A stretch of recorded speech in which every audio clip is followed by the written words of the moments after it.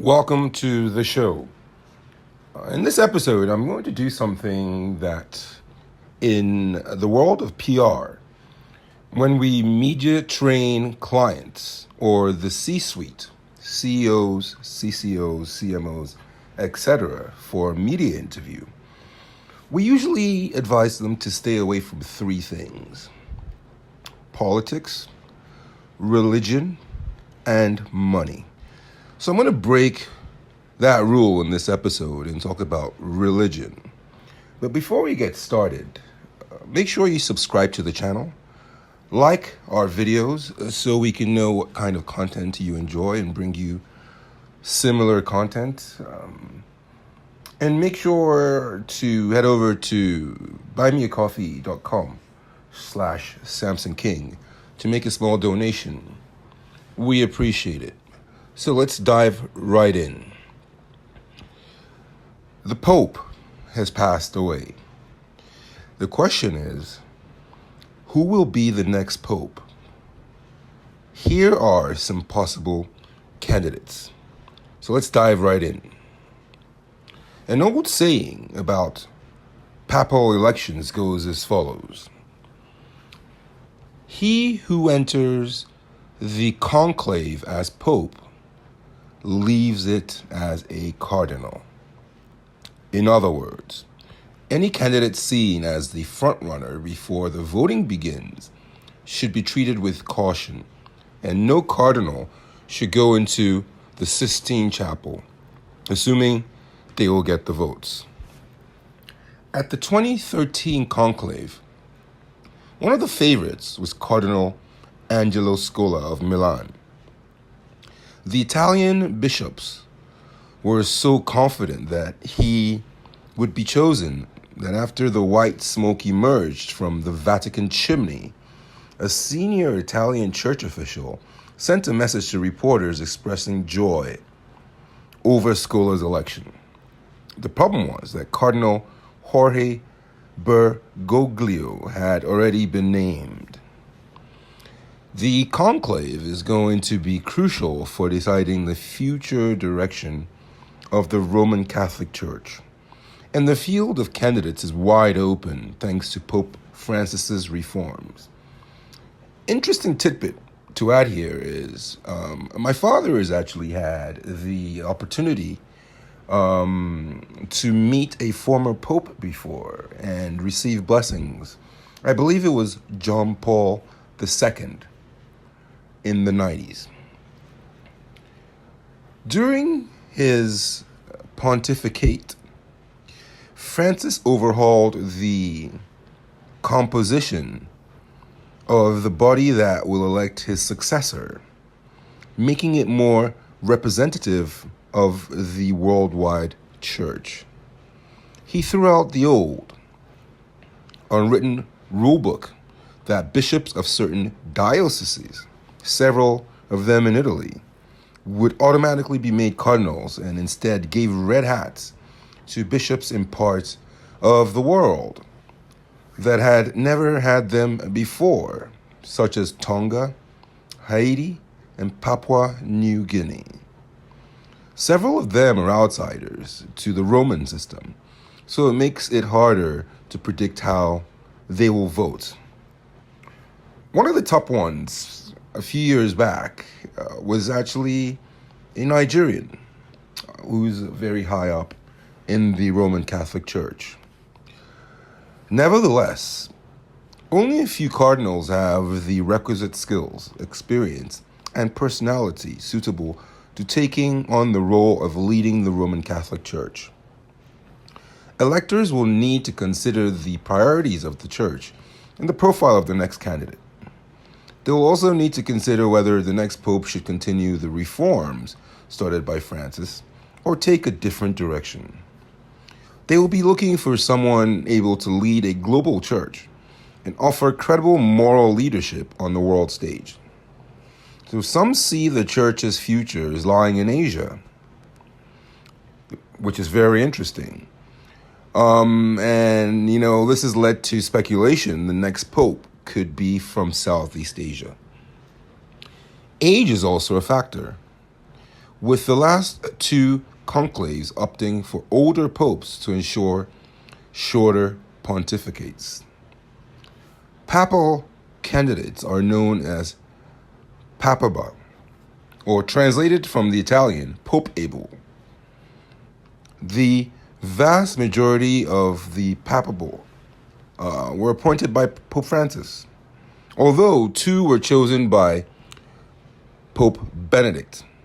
So, here are some of the contenders. We're looking at Cardinal Pietro Parolin, Holy See Secretary of State. So, he's age 70 years old, and he's Italian. He's a skilled diplomat. The cardinal has held the number 2 position in the Vatican since 2013 and has a deep knowledge of the global church. Parolin, who hails from the north of Italy, has worked in Latin America as papal representative in Venezuela, and he attended the signing of Colombia's 2016 peace agreement. He has been the architect of the Vatican's attempt to build relations with Vietnam and the move to reestablish diplomatic ties with China, which saw the Holy See sign a deal with Beijing on bishop appointments. His election could lead to clashes with the Trump administration, as he has rebuked the U.S. president's Gaza plan. While he was supportive of Francis's agenda, Parolin is a more cautious, conservative figure. Although his skills at mediation and diplomacy may appeal to voters. Another one, Cardinal Matteo Zuppi, who's the Archbishop of Bologna, age 69, also Italian. Zuppi has strong diplomatic skills, which were recognized by Francis when he asked the cardinal to lead a peace mission for Ukraine in 2023. The Italian prelate, a member of the Catholic humanitarian group, Sant'Egidio, was part of a team which helped to mediate an end to the Mozambique Civil War in 1992. The Roman-born cardinal is known for getting around Bologna on his bicycle and for his outreach to LGBTQ plus Catholics. Very interesting stuff. Seems like he's a more modern, future-looking candidate. Then we have Cardinal Luis Antonio Tagle. He's a leader of the Vatican Office for Evangelization. He's 67, from the Philippines. The Filipino cardinal is a humble yet charismatic leader, often dubbed the Asian Francis due to his close association with the pastoral priorities of the Francis pontificate. For several years, he led the church's global charitable arm. In 2019, he was asked by Francis to be prefect for the Vatican Department of Evangelization, which has seen him work closely with leaders of churches in the developing world. Although an engaging leader, some have questioned his management skills after a Vatican overhaul of the leadership of Caritas, the Federation of Catholic Charities, saw him step down as president.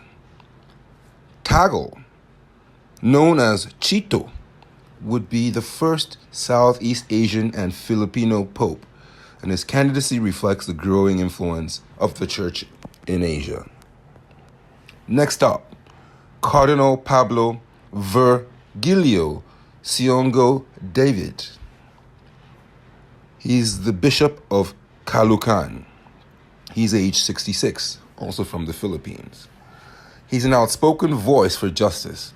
He faced death threats and criminal charges in his homeland of the Philippines after preaching against drug war killings during the Rodrigo Duterte presidency. Known as Cardinal Ambo, which he likes to pair with Apu, meaning grandfather, he shares Francis's vision of the church and says the next pope needs to focus on rebuilding, or rather building a church which is inclusive and like a field hospital for the wounded.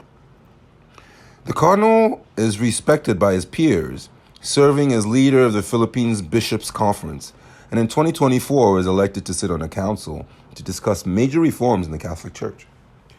Like Tagle, he would be the first Southeast Asian and Filipino pope. Now let's take a look at Cardinal Gerald Cyprien Lacroix. He's the Archbishop of Quebec. He's age 67, from Canada. He's considered an accomplished leader and pastorally sensitive, with experience guiding a local church in a country with high rates of secularization. Lacroix's focus on a missionary church is likely to be seen favorably in the papal election, and his leadership skills were recognized by Francis, who chose him as a member of the Council of Cardinals, the body which advises the Pope on crucial matters. Lacroix, however, has faced an allegation of sexual abuse in the 1980s by an unnamed female who was 17 at the time. The cardinal strongly denied the claims, contained in a civil class suit against Quebec Archdiocese and a retired judge.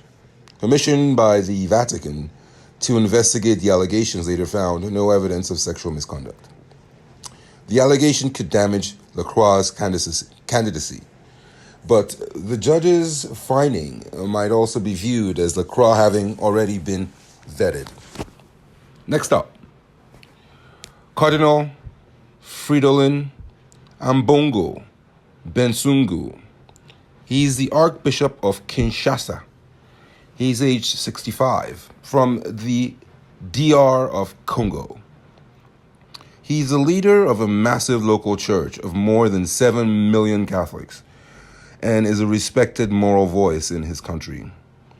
Cardinal Ambongo represents the growing Church of Africa and could appeal to a cross-section of cardinals in a conclave. A member of the Capuchin Franciscan religious sector, an order of friars, which follows the teachings of St. Francis of Assisi, and whose brown habits inspired the name for the frothy coffee, cappuccino. Very interesting. He has been a strong defender of democracy and human rights, unafraid to stand up to warlords and corruption. But the Congolese cardinal also took a strong stance against blessings of same-sex couples. Cardinal Joseph Tobin, he's the Archbishop of Newark. He's 72 years old, from the United States. He's a big-hearted, down-to-earth figure. Cardinal Tobin has worked in Rome as a senior Vatican official and as a leader of his Redemptorist order, a congregation of missionaries working in over 80 countries and with a focus on the poor. His international experience, work in the Vatican and leadership of Catholic communities in Indianapolis and Newark, which is in New Jersey, make him a leading U.S. candidate in the forthcoming conclave. So the cardinal, who also speaks Spanish, Portuguese, French, and Italian, has been a prominent advocate for migrants, once defying former Governor Mike Pence's ban on resettling refugees from Syria to Indiana. He will be one to watch. Then we have Cardinal Robert Prevost, prefect of the Vatican Dicastery for Bishops, age 69, also from the United States. He's considered a highly capable and experienced leader who serves in the vital role as leader of the powerful Vatican office for bishop appointments, assessing candidate and making recommendations to the Pope. He was born in Chicago. He is a member of the Augustinian religious order, of which he went on to lead as global superior. and spent many years working in Peru. He was later Bishop of Chiclayo, Peru, before being chosen by Francis to lead the Vatican's bishop office. While it is often said cardinal electors would always shy away from choosing a pope from the U.S. due to America's global political influence, Prevost's long experience in Peru may help mitigate that. Who's up next? Cardinal Tarcisius Isao Kikuchi. He's the Archbishop of Tokyo. He's 66 years old, from Japan. A Japanese missionary who was elected to lead the church's charitable arm, Caritas, in 2023. Kikuchi knows the global church and would offer continuity with Francis' pastoral priorities. Kikuchi spent many years working in Africa, including as a missionary in Ghana, in helping refugees fleeing the Rwandan genocide in 1994. Meanwhile, he's taken a prominent role in the Japanese church and is known for his strong anti-nuclear weapon stance. His experience of ministering in different countries could be seen as an advantage among the increasingly global diverse group of cardinals, while his leadership abilities have already been recognized through his election to lead the Japanese Bishops' Conference, Caritas, and as Secretary General of the Federation of Asian Bishops' Conference. Who's up next? We've got Cardinal Michael Czerny, leader of the Vatican's Social Justice Office. He's age 78, from Canada. A child of migrants, he was born in Czechoslovakia, but grew up in Canada after his parents emigrated there in 1948. He joined the Jesuits in 1963, and his ministry has seen him lead a human rights institute in El Salvador and the African Jesuits AIDS Network, which offers support and care for those with HIV/AIDS across Africa. In the Vatican, he was Francis's point man on migrants and was later appointed leader of the Vatican Department for Promoting Human Development. Some cardinals may not want another Jesuit pope, but he has strong organizational skills and global experience. Now let's look at Cardinal Cristobal Lopez Romero. He's the Archbishop of Rabat, Morocco. He's age 72. I don't think there's going to be a pope in his 20s. I apologize. From Spain. The Spanish cardinal leads a small yet vibrant church in Morocco, which works closely with migrants. He is a member of the Celestian Religious Order, a group within the church devoted to educating young people, and spent a number of years in Latin America, including a long stint in Paraguay. His time in Morocco has given him expertise in dialogue with Islam, and he has emphasized the importance of working with Muslims. Lopez Romero has been an advocate of the synod reform process begun by Francis. He insists the Catholic Church is not a Western organization, and his work reflects the contemporary church's priorities of dialogue and mission.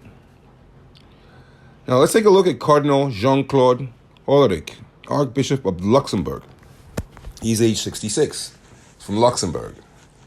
He won plaudits for how he coordinated two vital recent summits in the Vatican on church reform synods, and is a Jesuit like Francis. Hollerich spent many years working in Japan and speaks several languages fluently, including Japanese. So that could appeal to electors from a range of countries. He is known to be an advocate for church reforms and has worked as one of Francis's closest advisors and served a 5-year term as the elected president of a grouping of bishops in Europe and in European countries. And finally, we've got Cardinal Peter Erdo. He's the Archbishop of Esztergom, Budapest. So he's age 72. He's Hungarian. A respected church lawyer, the Hungarian cardinal has support from conservative cardinals who would like the next pope to take the church in a different direction than Francis. Erdo, perceived as an ally of anti-migrant President Viktor Orban, has suggested that welcoming refugees into Hungary would amount to human trafficking. While on questions of church reform, he has struck a conservative tone. Erdo might be an attractive candidate to those seeking a pope who will set out the church's rules with force and clarity, although he is not considered engaging or charismatic communicator. So, along with the frontrunners, other candidates might also emerge. Cardinal Mario Grech, 68, the Maltese leader of the church's synod office, could appeal to some, as might Cardinal Stephen Chow, 65, the Bishop of Hong Kong, known for his diplomatic and pastoral skills. The Italian Cardinal Pier Battista Pizzaballa, 60, is also impressed with his leadership skills during the Israel-Hamas war as Patriarch of Jerusalem.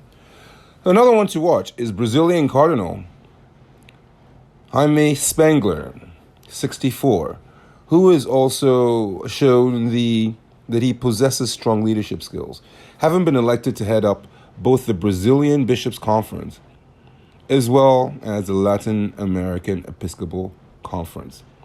This is going to be very interesting to watch as this develops. We'll bring you more as we know. Thanks for listening.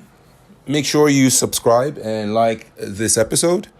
Head over to buymeacoffee.com/Samson King to make a small donation. We always appreciate that. And as always, thanks for stopping by, and we'll see you next time.